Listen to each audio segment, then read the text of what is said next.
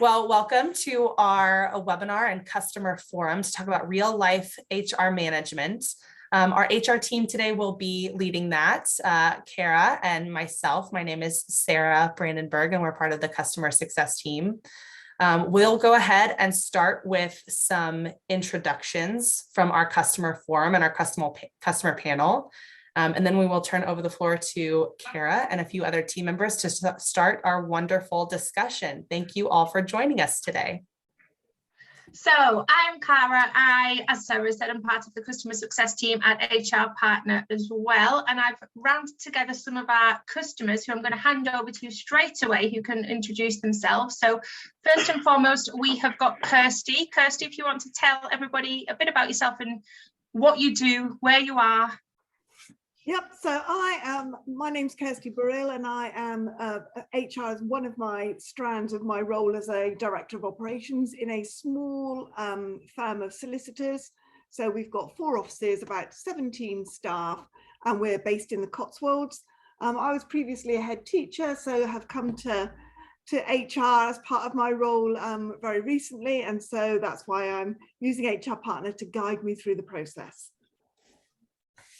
Okay, fantastic. Thank you. So you'll have some great insight, Kirsty, having come from a different background and not being from HR. Brilliant. So Gemma, do you want to tell us a bit about yourself and your role, please? Yeah. Hello, everyone. My name's Gemma George. I work for HR on Tap Limited, and I work with Chantel, who's also on this call today.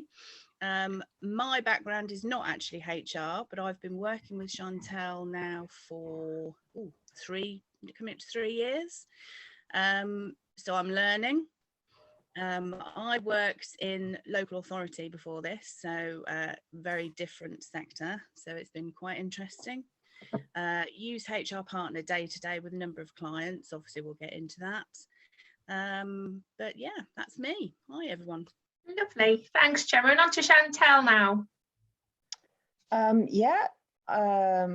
I'm Director of HR on Tap, and we provide a sort of like outsourced HR department for small businesses, from anything up to 100 employees. We've had some clients that are startups, some that are very established, some that have been clients for years who started out with 1 employee and now have got over 30 employees, probably about 35 employees. Yeah, probably up to around about 100 is in various different sectors. Mm-hmm. I've been in HR since 1995. So you're the pro of the call then, Chantel. Yeah, oh, we've got people new to the industry, and we've got Chantel, our industry pro. Fantastic. Yeah, and I work with Gemma, obviously. Yeah, brilliant. And I've been looking into your customer sizes. So I think you've got around about 4 currently using HR Partner, 4 customers ranging from 20 employees right through to 100, as you say. So again, you've got insight of that different size of organisation and how different solutions may benefit those companies. Yeah, and it's been really interesting actually, because well, I don't know if Gemma would call it interesting, but certainly in terms of implementation, you know, all very different, and yeah. You know, and HR Partner have actually been really great in, you know, in kind of partnering with us. Yeah. In that, you know, whenever we've sort of said, oh, this kind of works really well in this sector, it doesn't work quite so well in this situation, and you're going, okay, fine, and you know, been able to adapt things, which has been really, really helpful. Good, that's good to hear, lovely to hear. And James, last but not least. Hello everyone, so my name is James Golding. I'm the Group HR Manager for a group of law firms based across the northeast of England. We have about 190 employees that are all using the system, spread over, I think it's 7 offices. So yeah, that's us in a nutshell, I suppose. I think you're coming from the biggest background, James, because you've got 250 on your in your account. So you've got a much bigger organisation than the other participants today. So you'll see it from a whole different perspective again. And Safina, I can see your notes coming through. I can see that you're with us, so thank you for joining us. Just typing away in the chat there. Lovely. So thank you very much, everyone, for taking part. Thank you for the introductions. I just wanted to get the conversation started by asking, we'll start with James this time. James, how did you do all things HR before the system? What was it that made you, obviously you are all HR partner customers at the moment, so you are all using the system, but what was it that made you decide you needed one? What were you doing pre-having a system in place? Yeah, I think I've worked in HR now for 12 years, and I've always worked with the HR system. So to come to a company back in October that didn't have a HR system felt like I was going back to the prehistoric times. To a company that has just short of 200 employees and they're still using a filing cabinet with the old paper files, etc., was really hard work. So the first top job on my agenda was to implement a new HR system. So again, yes, it's something I'm used to using. It does obviously make life a lot easier if you're comparing it to paper files, don't get me wrong. It does make life a lot easier. But I also think it makes the employees' lives easier, whether that's booking holidays or even like through performance management, appraisals, etc. I think it makes their life easier as much as it does mine. And we've got away from the old playing email tennis to book a holiday and filling in a paper form to having a self-service portal. So it gives them a lot more, I suppose, ownership and sort of, I suppose it gives them the honours to have their own self-service portal and really feel like they're part of something rather than it all just being HR. Yeah, perfect. I've had clients who talk about how they like that it gives their employees a little bit of autonomy to be able to get things done on their own. Perhaps that's similar to what you're thinking. Yeah. But that's what I've heard is good feedback, that the employees have a little bit of autonomy to be able to do things on their own and action things themselves. Yeah, it's a little bit of empowerment, effectively, isn't it? So yeah, it's good. Absolutely. Your situation has come up in conversations with other customers before, because I always say I've got one customer who had 250 employees and didn't have a software in place. Can you imagine managing a leave spreadsheet of that quantity? It just I don't know. I couldn't even begin to understand how you've done that without a system. Kirsty, so what was the situation like for you, not coming from an HR background, having nothing in place? How did you make that decision that you needed a system, and what were you guys doing first and foremost? So before I came on board, we had one office with about 4 employees. We've now got 4 offices with 13 employees. So we're a rapidly expanding business. So we needed to have something that was put in place to I guess, meet the needs of an increasing staff. And for me, having an online system almost makes me a little bit more remote in a very small firm where you tend to be friends with everybody. You know, they're not coming to me and saying, oh, can I have this as a holiday? They've got to put it through the system. And then if I decline it and I can write notes on it, you know, it just seems for me, it takes away that a little bit, that personal involvement when you're in a very, very small firm and you know everyone on a daily basis. So that's you can be a bit more subjective. Exactly. And coming obviously from a local authority system where we had HR systems in place, it just made sense to me that, you know, we had everybody's holidays in one place. I've got all the qualifications in one place. I've got absence requests in one place, and I've got one-to-one meeting notes and everything all together in one place that anybody can access that needs to access it. Lovely. And Chantel, with the difference in size of your customers, what were they doing? Were the smaller customers doing something different to the larger customers pre having a system in place? Did some of them have systems in place? Yeah, I mean, we had quite a variety really, in that we went from one client who were still using folders. Everything was paper based, and another 2 clients had not got anything in place at the time, and they were trying to kind of manage things on Google Drive or something similar. And then another one had a few systems in the past. And I mean, I did my first HR system implementation in 1996. Wow. So I mean, I've used quite a number of systems. In fact, at one point, I was a sort of a broker between HR system sellers and HR clients, who, back in the day before the year 2000, when everybody thought, oh my God, you know, the world is going to end and all the computers are going to melt. So everybody in these new systems that were, oh yeah, we're year 2000 friendly because everything was. Yeah. So I was kind of the translator between the two, I guess, because HR people weren't very techie and techie people weren't very HR friendly. But yeah, I mean, in terms of the clients that we've got now that are using HR Partner, yeah, as I say, there was quite a variation. Lovely, good stuff. So in terms of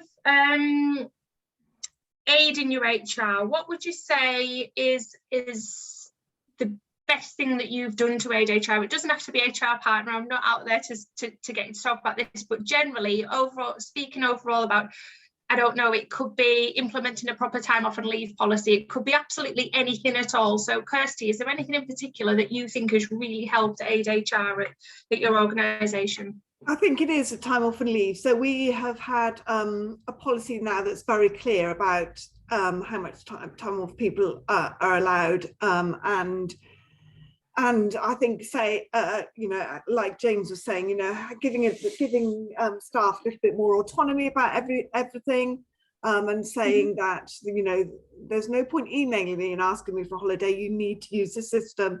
They're still getting used to it a little bit, and I'm saying, you know, when people say, "Oh, can I have a holiday?" Yes, put it on the system, and then we'll approve it or not. And I think for the staff, I think, yes, managing their own time off, and that's the best thing. For me, it's just having one place that I can put all of the HR requirements together, particularly being in a law firm where we need to have up-to-date records of training and qualifications and things like that. I now know exactly where I can go to find out all of that information that I might need on a daily basis. Yeah, okay. And Gemma, you're obviously working with multiple different clients, multiple different customers. What would you say is the best thing across all of them that has been implemented to help streamline, that's the word, not smoothline, streamline HR processes?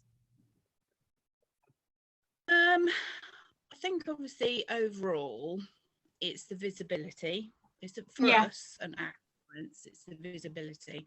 Having it easily there, we can just obviously the function that I use quite a lot is the reporting function on the annual leave. Okay. Of how much leave people have taken, how many sick days people have taken, and being able to pull all that information together in one place and having an overview of that.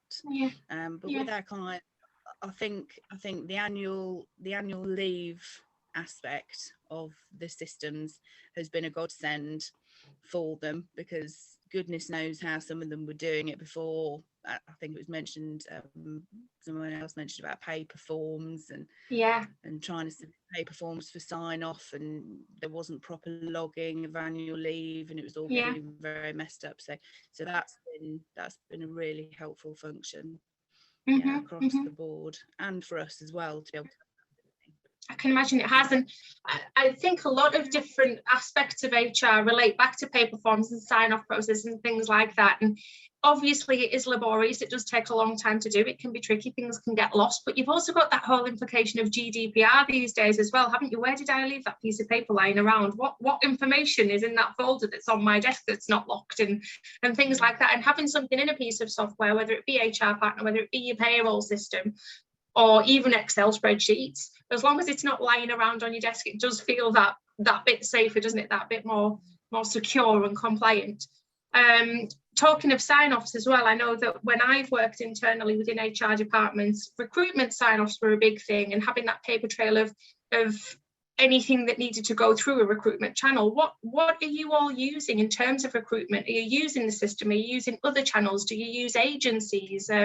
Starting with, who should we start with? Kirsty, are you doing much recruitment? Have you used the system for recruitment, or have you gone to agency? I've used the system for recruitment. You have? Yes, we have, and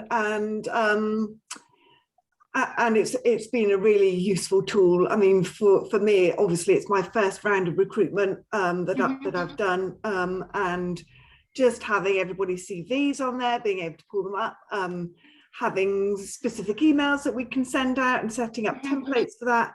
It's been, and then being able to just roll that through to HR partner and as an employee, you know, getting them on as an employee has made it, I think, a lot smoother for me. And again, otherwise I would have a paper folder with everybody's CVs in and everything else. So yeah, it's been an absolute godsend.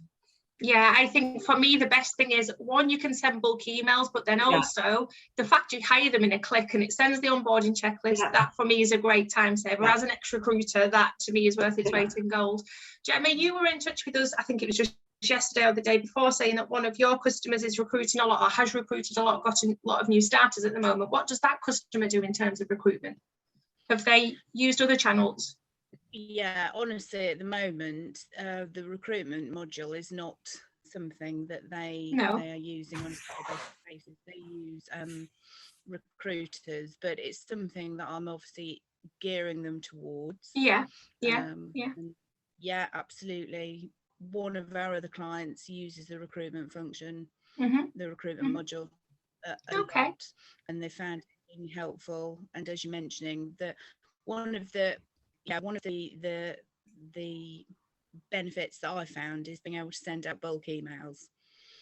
I mean, rejecting candidates is not a nice job, but somebody's got to do it. And if you can do it to multiple people all at once, it sounds awful, but sometimes it's a time saver, isn't it? Unfortunately, not a pleasant one, but it is one. Yeah, being able to create your templates and having all those available. Definitely. So yeah, for us, it's different because we've got obviously multiple clients. So some use it, and don't, but that's not to say obviously that we're not getting them on board with those modules and helping them change their working practices, because obviously it's so beneficial. It is. But just, I mean, you've commented there that you've got customers that don't use it, and as I said, this isn't just an ad for HR partner. I genuinely want to help others understand what channels are out there. So what are those customers using that aren't using this? Are they going to agency? Are they just using job boards directly? Chantal will probably be able to answer that better than me, but I presume they're using recruitment agencies. It's a professional services business, and before we came on board with them 2 or 3 years ago, they tried doing their own recruitment and just found it so painful because of the variation in quality of applicants and so on, and they felt it was really time wasting for them. So they took a decision to just use agencies for everything. And honestly, with the growth that they've gone through over the last year or two, I hate to think what their recruitment bill's like. What they've spent, especially at the minute as well, because you say over the past 2 to 3 years, and obviously we've all been through a global pandemic, the recruitment market has been crazy. So agencies are bumping the fees up, so the overheads will be humongous, won't they? Yeah, and I mean, and some of the salaries, I think they've had to be a bit creative with some of the salaries, because as you say, people have been it's been a job seekers market. It has for a couple of years. So job seekers have been able to dictate really their terms and say, okay, if you this is what I can do for you. If you want me, then this is what it's going to cost you. And that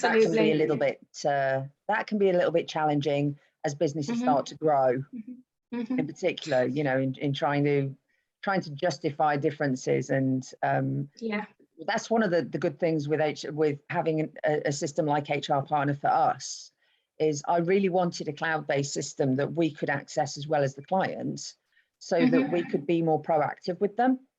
And so, you know, when we kind of see some differentials, and so I was able to kind of grill them a bit and say, okay, come on, what's the justification between this person and this other person, who one happens to be female and one happens to be male, and and look, the woman seems to be earning a lot less than the man, and they're both doing the same job.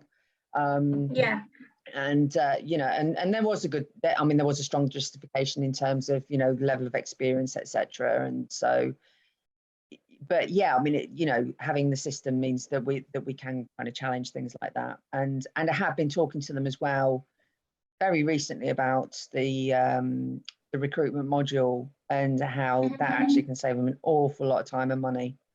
You know, and perhaps pull away a bit from using agencies quite so much. Now you touched on a great point there, equality. Can you all hear me okay? I'm hearing an echo. Can anyone else hear an echo? For a very few seconds. Just a few seconds. Okay, I'll hope that it goes away. I don't think there's anything else I can do other than that at this moment in time. So you mentioned equality and diversity there. Is there anything in particular, James, that you and your organisation are doing in order to help with the whole equality, diversity and inclusion? Is the system playing a part? Have you got other processes in place that will help with that? I think we've got our own processes in place to make sure that we do obviously do that. I suppose it's all about being transparent, isn't it? And making sure there's fairness and equality, etc. But in terms of the system, I do actually love the recruitment part, and we've only used it since turn of the year.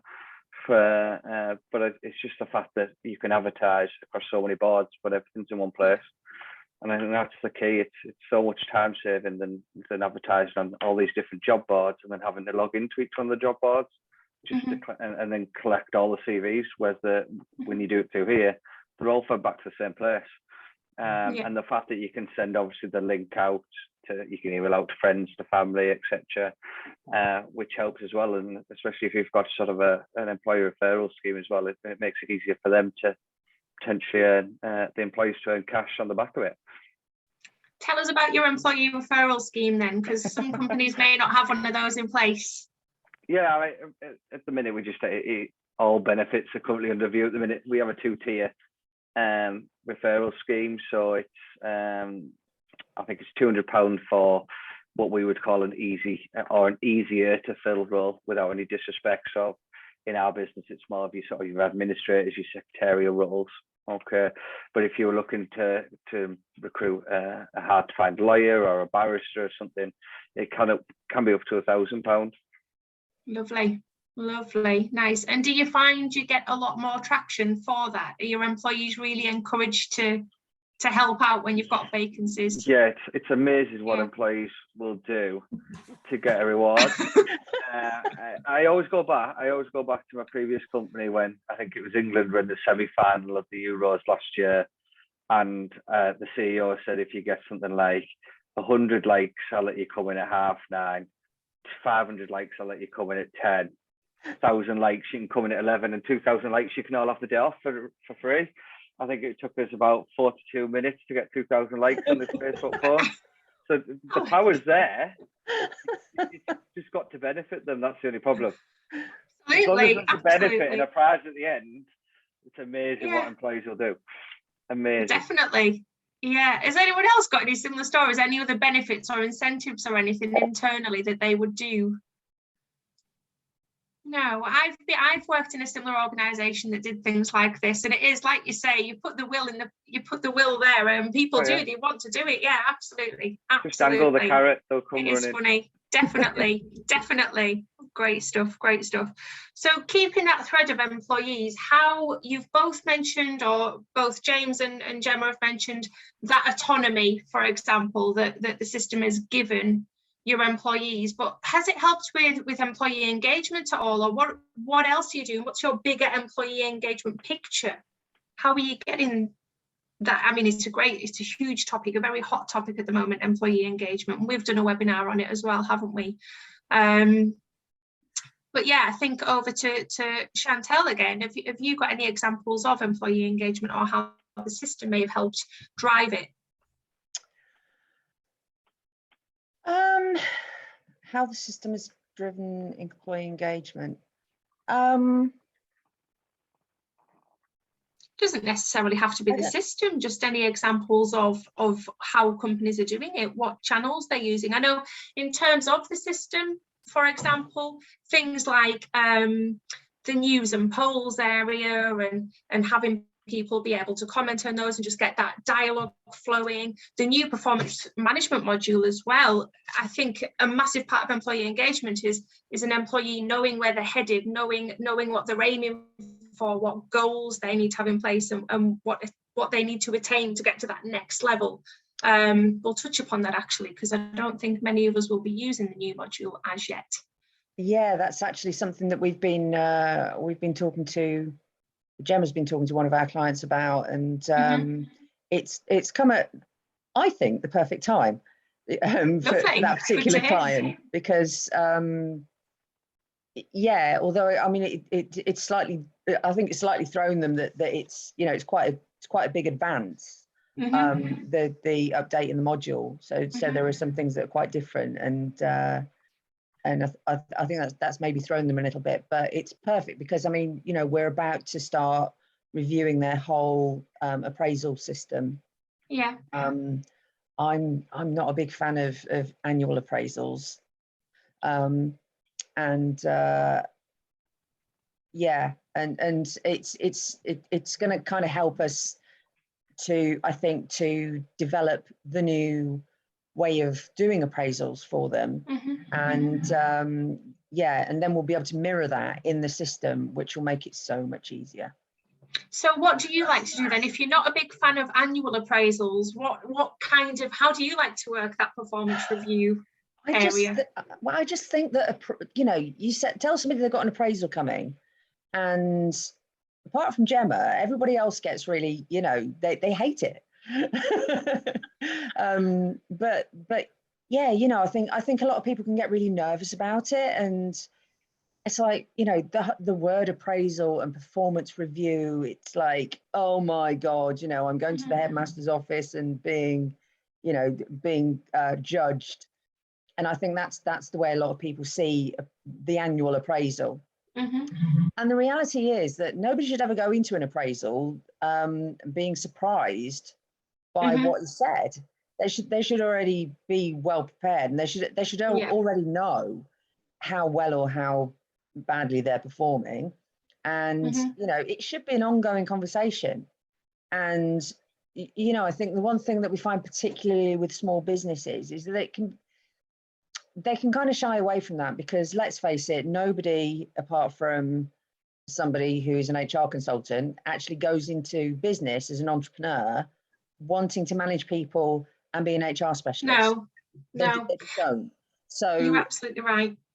So that they don't tend to have those kind of regular, kind of short chats that are kind of, you know, it's just an ongoing process, really, I think. And yeah, absolutely, you know, as with anything in business, you kind of review it every, I mean, 90 days is a really, really good, for reviewing stuff in business is a really good kind of time scale. But because, you know, particularly with small businesses, I mean, certainly as we've seen over the last couple of years, everything can change in an instant. And you don't necessarily, it's not necessarily with things that you can see coming. The whole shipping crisis, and, you know, that the impact that's had on manufacturing clients and retail clients, and, you know, COVID, obviously, and the impact that's had on everybody. Pretty much. So, you know, I think the thing is that people kind of, we've got one client in particular who does annual appraisals with people, and they don't really get managed in the middle of that. So it's kind of like, oh, I'm having my annual appraisal. This is my chance to talk to you, and my chance to find out whether I'm doing a good job. And it's like, you know, when we kind of came on board, and no, please don't do it like that. So yeah, you know, I believe in reviews. I just don't, you know, the annual appraisal, I just think is a bit of a two-headed monster. I would completely agree with you, and I've been a manager myself in a former position, and at that time, to me, it was really important that I met with my team every week and that every member of my team knew exactly where they were at every standpoint. And if I had issue with them or I felt something wasn't quite working, they knew that, and we worked on it for the next week already. So the annual review is essentially a slightly longer extension of something they already knew, because we talk about it every single week. And we work together on improving it. But Kirsty touched on a great point earlier, saying that she works in a business with I think you mentioned earlier 13 people, and you all have quite good relationships. You're a very close-knit team, and I suppose in that instance it's really difficult to broach performance issues. And if you're working in such a small environment, and it's probably very different to someone like James working in a big organization of 250 people, where you're that bit more distant from some of them, and maybe there is more structure in place. How do you monitor performance, James? Is it something you do actively at the minute, or is it something you're looking to introduce? No, we do at the minute. I think I'm just not a fan of the annual appraisal. I just think there's so much can change within a year. I think it's maybe not. I don't do maybe as frequently as every week, but we try and sort of set that everyone does one at least bi-monthly. So it's a regular update throughout the year. Because in that year, so much can change. Whether it's even just people changing job roles or moving within the firm, determining different set targets and KPIs to meet depending on what department they're in. So we try and do it on a bi-monthly basis, or there or thereabouts. I mean, there's no set thing that you have to have it done by this date, but we ask everyone to do a bi-monthly update, catch up with a line manager, etc. Which, as you say, when it comes to the end of the year, the kind of the information's there already. It's more of a tick box size rather than a massive meeting. That no one look forward to. No employee look forward to an annual appraisal. No, they don't. Because they just don't know. Half of them can't remember what they've done 6 months ago, never mind at the beginning of the year. This is it. So if you do the regular ones, it's a collation of the sort of the 6 that you've already done effectively. Yeah, it absolutely is. I would completely agree. We've got Safina in the comments there saying that she holds quarterly reviews as well, and that's worked out very well for them. Again, that bit more frequent than obviously an annual appraisal. So what systems are you using, or where have you gone to find the materials? Have you written appraisal materials yourself? Is it something that kind of in an HR capacity you've written for managers, or do managers have that bit of autonomy in terms of defining their own appraisal processes? How does that work in the organisations that you're working with, Gemma? Are you aware of that, or would that be more of a Chantal area? I know that a couple of the clients that we've got, Chantal has actually run the appraisals for them. One of the clients that we've got do their own appraisals at the moment, but we're looking at rewriting and helping them take their appraisal system forward using HR Partner. Brilliant. I have told my the performance, the new performance module, I haven't looked into it in depth. It was launched last week. That's honestly no offence taken. We'll book in a training call and go through it, Gemma. Don't you worry about it. But it looks great. It looks great. The ability to produce templates and schedule in different types of performance reviews, like trying to edge away from the yearly performance review. But I think from our point of view, with regards to HR Partner, it's just great to be able to have somewhere where everything is logged, so that you've got that audit trail. So if you have to have meetings with staff, if people have to have different, it might not be necessarily be your annual performance review, but any form of one-to-one, if they have to have catch-ups, it's great to make sure that everyone's logged there, have that audit trail for every employee. That's so important. Obviously, it really is. Going forward that you've got issues with, or need to refer back to. From my point, that's one of the great things about HR Partner is obviously everything's there, being able to log things, having that audit trail. Lovely. Loads of different bits of paper strewn all over the place and paper files. Kirsty, sorry, I've got a bit of a sound delay. I think I keep talking over people. I'm very sorry. No, that's fine. I didn't mean to.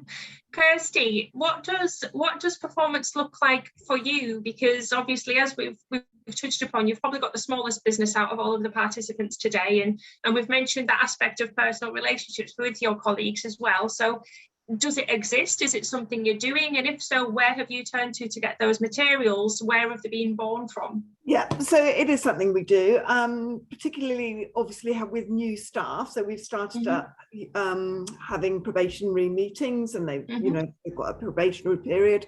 We've formulated forms and used HR Partner to use those, or templates to use them.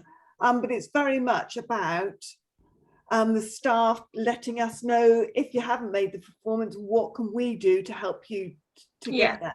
It's more used as almost like a business development tool. You know, we expect you to be able to meet these targets. If you haven't, why haven't you? What can we do to help you to do that? And so we've also have weekly one-to-one meetings with line managers, and HR Partner is then used as a file to keep the records of those meetings.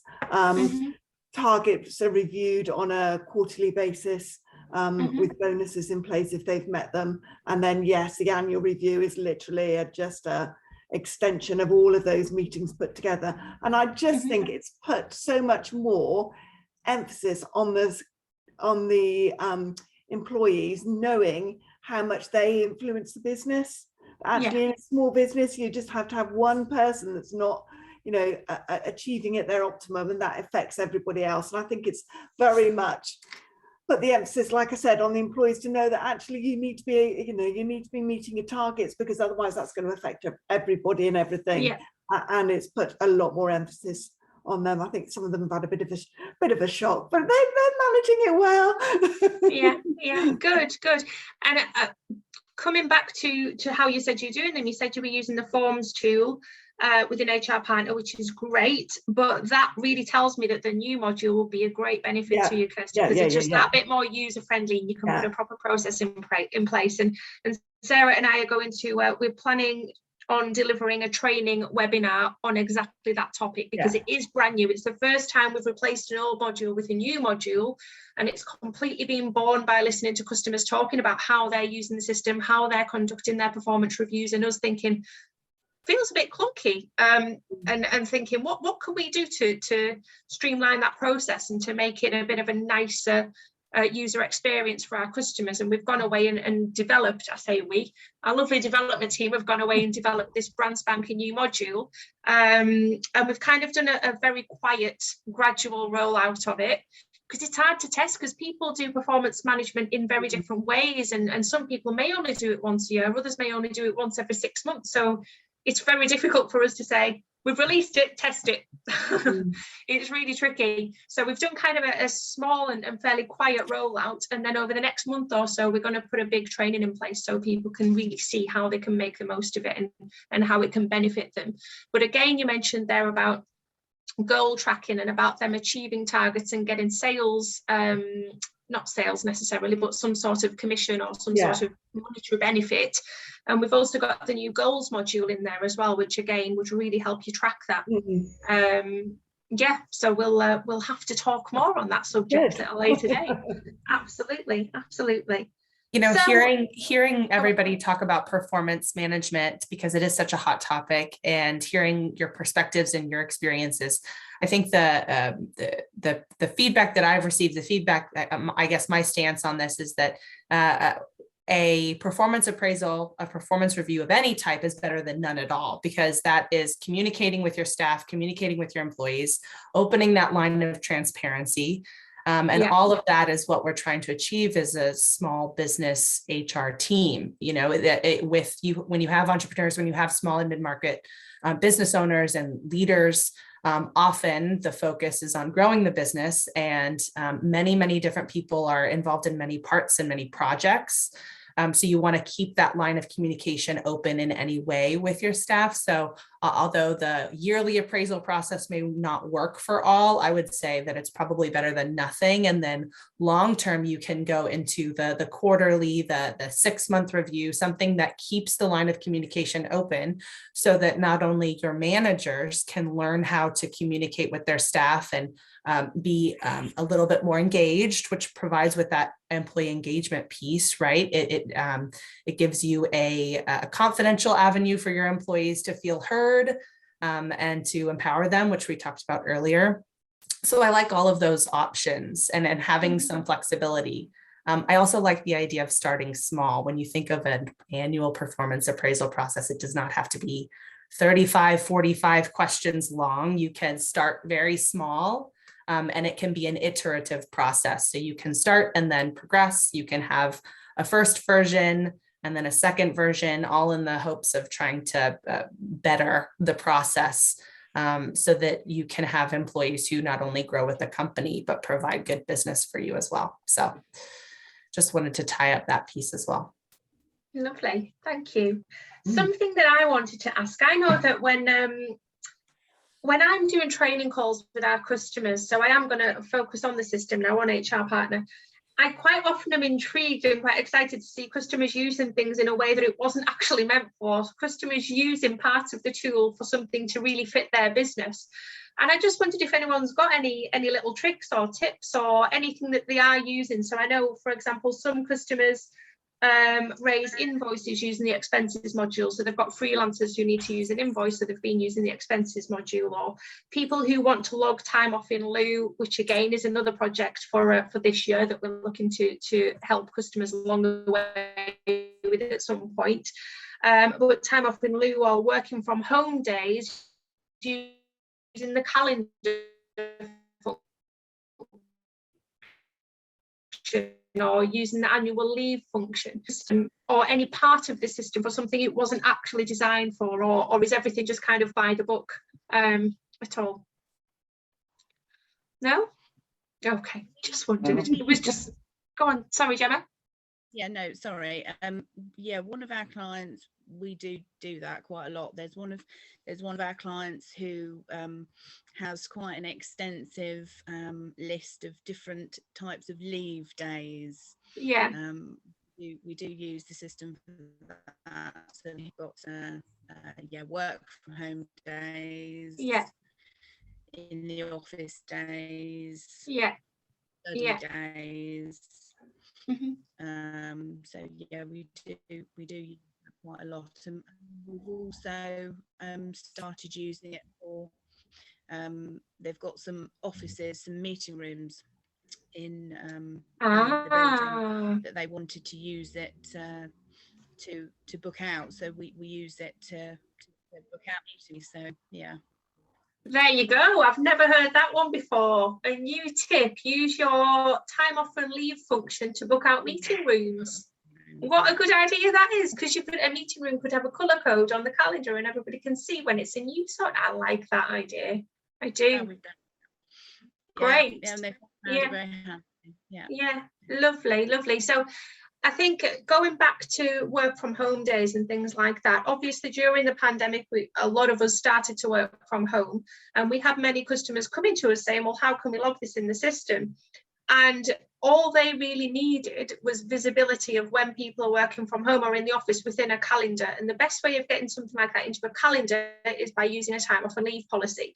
And you can actually build your time off and leave policies into the system and mark them as an auto-approve policy. So when an employee requests it, it just automatically approves and therefore lands in a calendar. So that was the example I was referring to, and I'm presuming that's how Gemma's customer is using the room booking facility, if you will.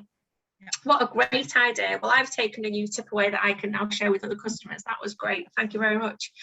And another question that comes up a lot in a demo rather than a training call is, not a question necessarily, but people being quite taken aback when they see certain modules and thinking, oh, I didn't know I needed that.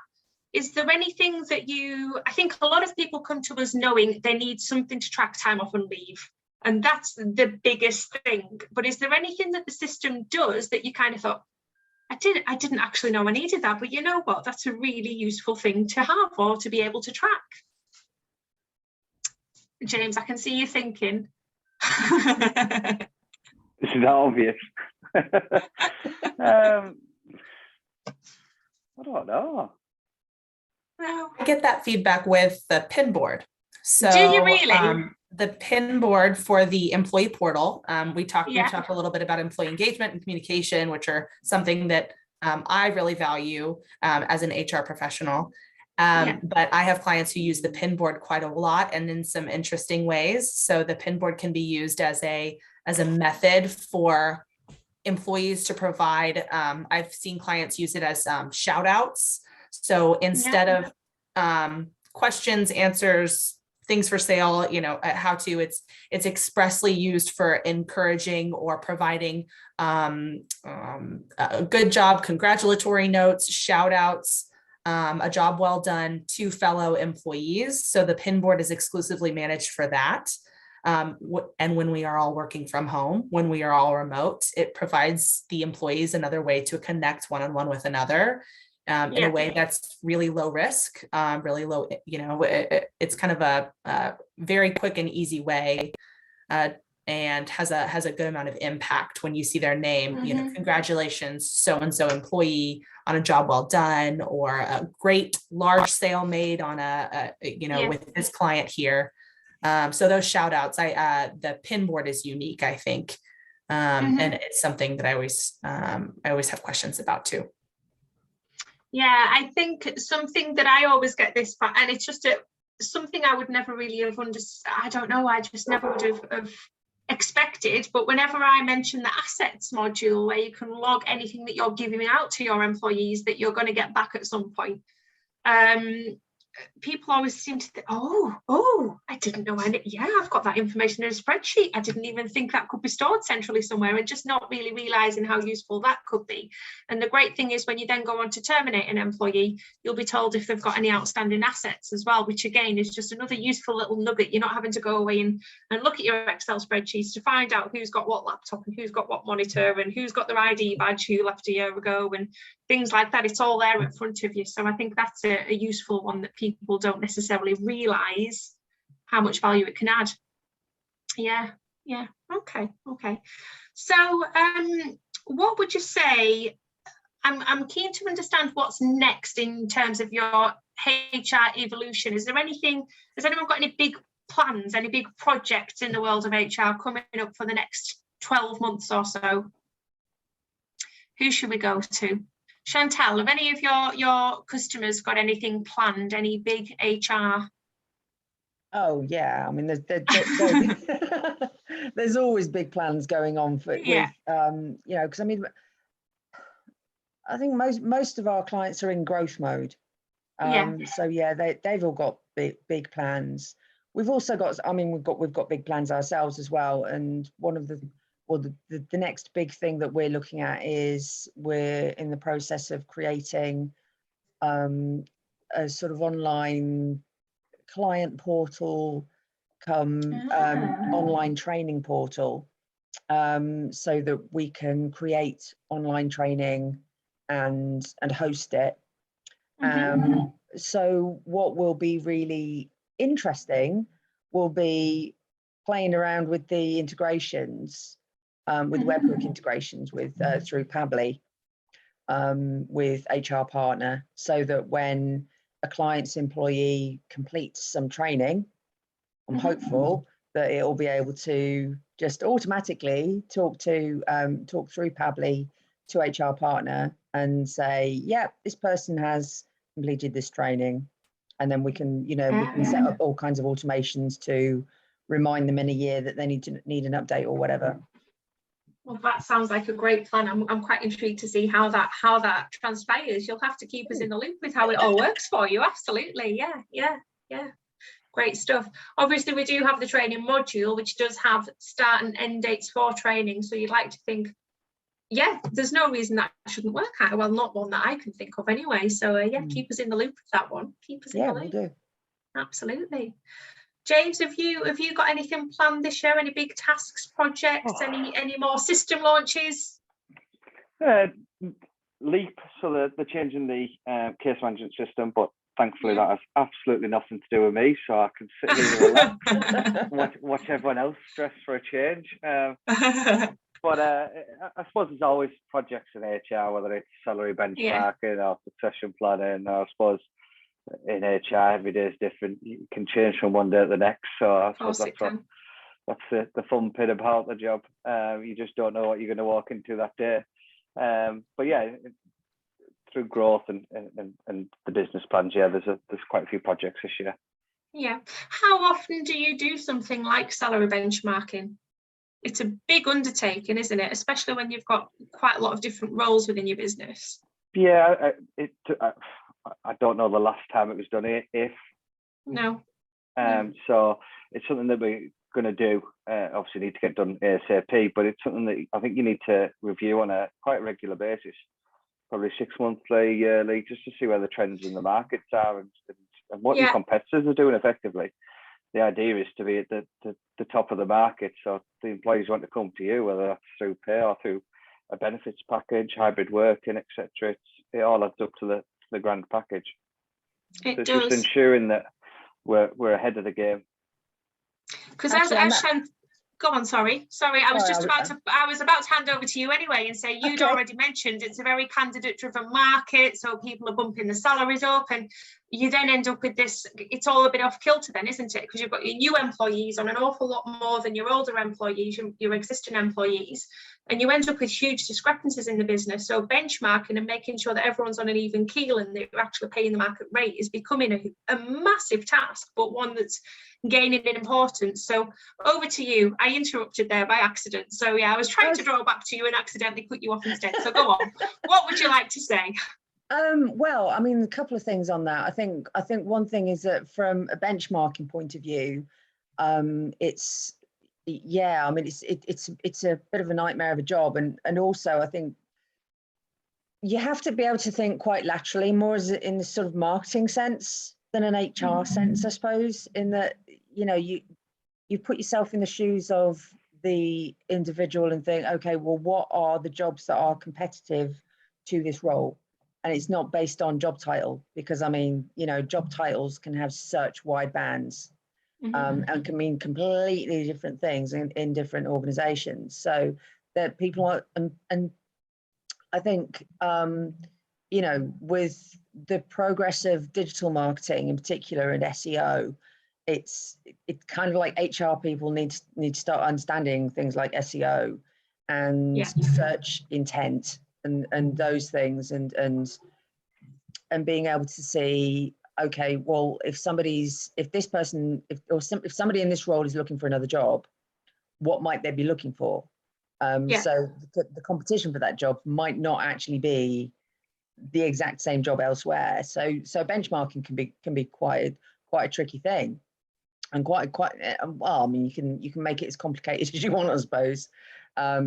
But I mean, also, one of the things that we have done as an organisation recently is to sign up to the living wage commitment, so which is higher than the government's national living wage, which sort of jumped on the bandwagon because it's basically the minimum wage with a different name.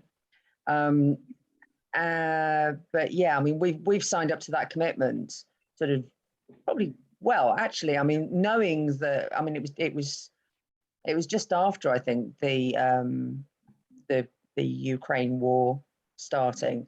So, you know, we could see that the prices were going up and up and up. The cost of living was going up and up and up. And I just took the decision that actually it's the right thing to do. And it's going to be really interesting come autumn when they review it, because it's reviewed annually, sort of in autumn. It'll be really interesting to see what the living wage minimum comes out as this year, and how that compares to the national living wage, because currently there's not a vast difference based on last year's figures to the recently uplifted national living wage. But I think that differential is going to be quite different come the end of this year. Definitely. very interesting point. You touched on something there, Chantal, that really made me giggle, because you mentioned different job titles and what do different job titles mean. And I worked for an organisation once where the employee engagement team, their job title was creators of happiness.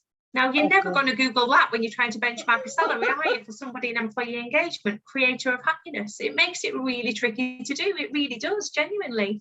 But I think, again, this is where we need to come together and support each other as smaller businesses, because your bigger players in the market have got exactly that. They've got engagement teams, they've got employer brand teams who are able to focus their whole day, their whole career on exactly these topics that we're discussing.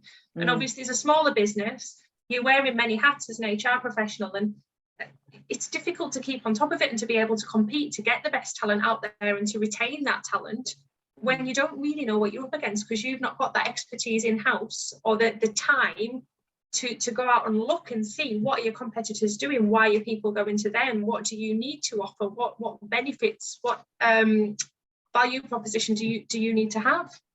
And actually, I mean, on that point, I mean, we were talking about the recruitment module earlier on, and one of our larger clients that uses HR Partner, they're in the hospitality and leisure sector, and when they were allowed to open again, it had been so long since they'd been able to open and host parties and stuff that they got no event staff left. Yeah. So we did a recruitment drive through HR Partner.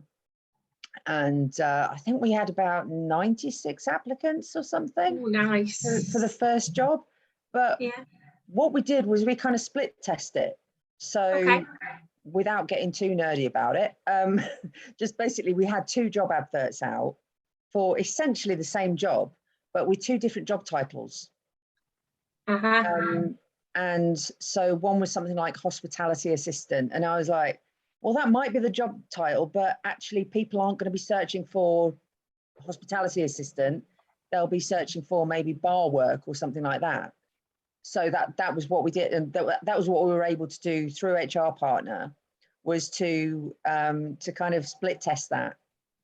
And I was like, more people applied for the bar work than the hospitality one. Yeah, and again, that comes back to, as you mentioned, the whole understanding of SEO and things like that, and what people are actually searching for, and understanding the marketing side of things that many people in smaller organisations just don't have that available, unfortunately. Right, we've hit in the hour mark already. It's absolutely flown by. So I'm gonna close up now and ask one last question to each of our lovely panelists. I'm going to start with Kirsty. What would be your pro tip for anybody watching? What would be your pro tip, Kirsty, for winning at HR?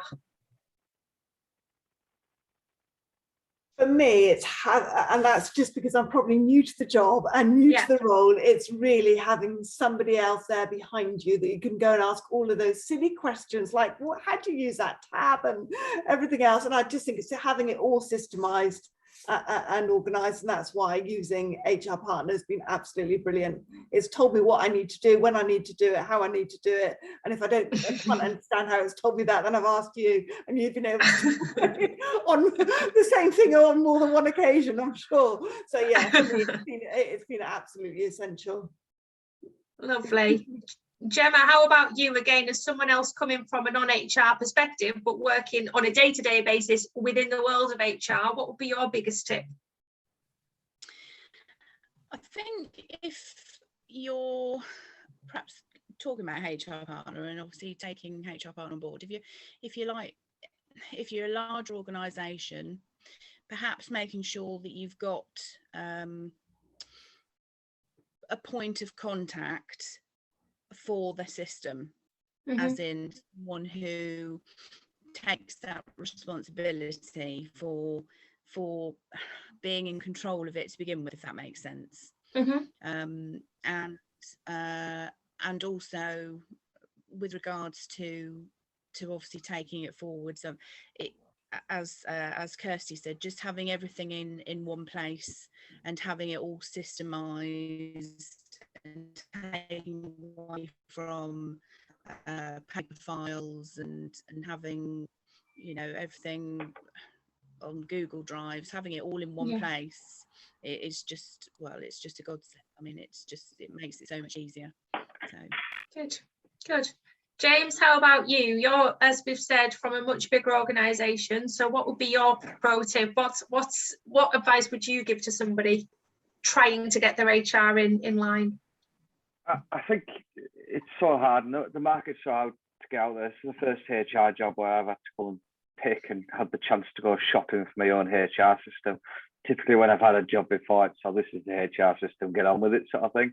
And I think there's that many out there, but it's finding the right one for you. And this one really does fit our business, but it also fits a smaller business. Do you know what I mean? It has all the functionality of all the other systems, and I find it so easy to use, and I think all the employees find it really easy to use as well with the self-service portal.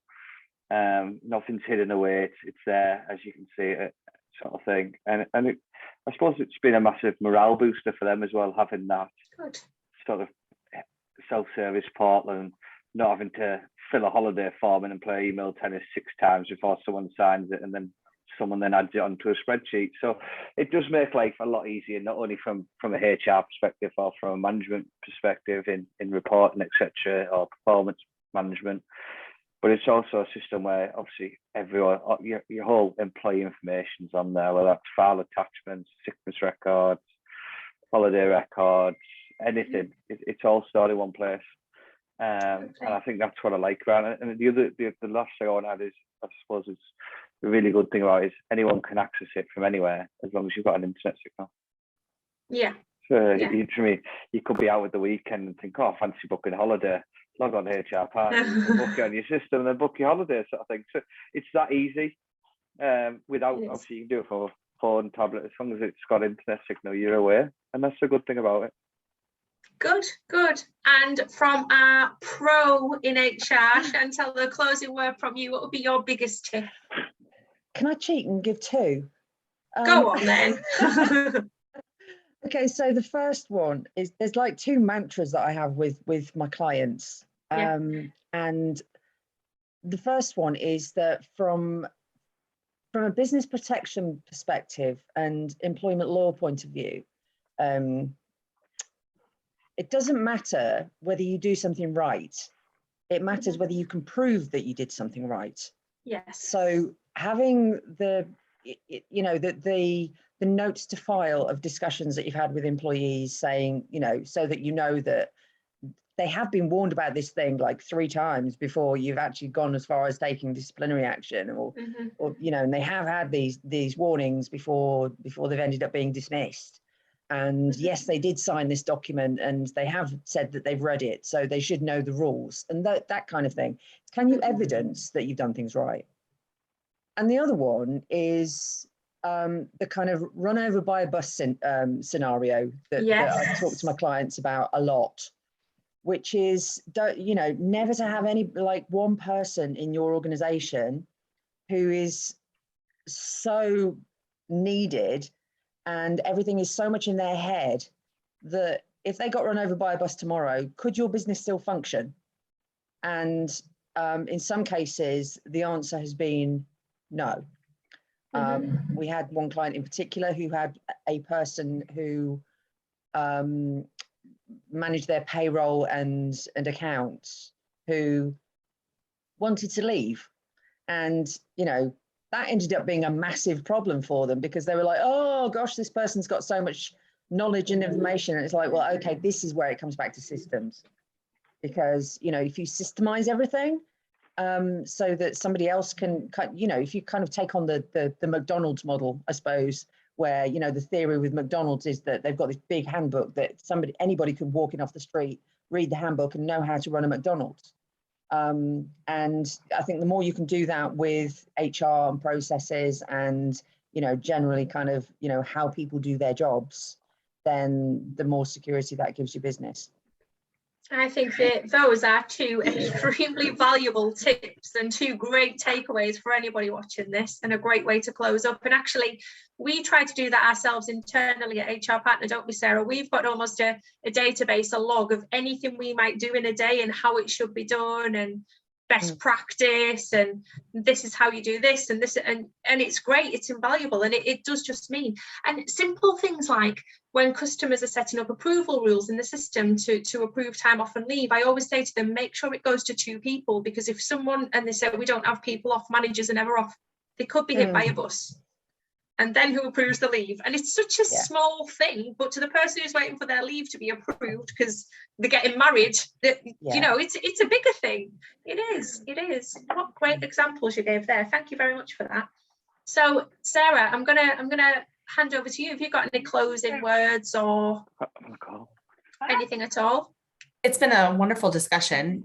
Great to hear each and every person's experience with their own clients, with their own businesses. Lots of really great feedback. So I very, very much appreciate each of our panelists today. Thank you so much, Cara, for leading us. You've done a wonderful job, and thank you for our attendees for listening as well. I have nothing else to provide input for. It's been a wonderful discussion, and I've enjoyed hearing the stories from each of you. It's been lovely, and we will send a recording out to anybody who was subscribed. If anyone's got any questions at all, please do let us know, and we'll get back to you as soon as we can. Thank you, and thanks again to the panelists. I've really enjoyed the discussion, and I really appreciate your time as well. So thanks everybody. Thank you. Always. Thank you. Take care, everyone. Bye.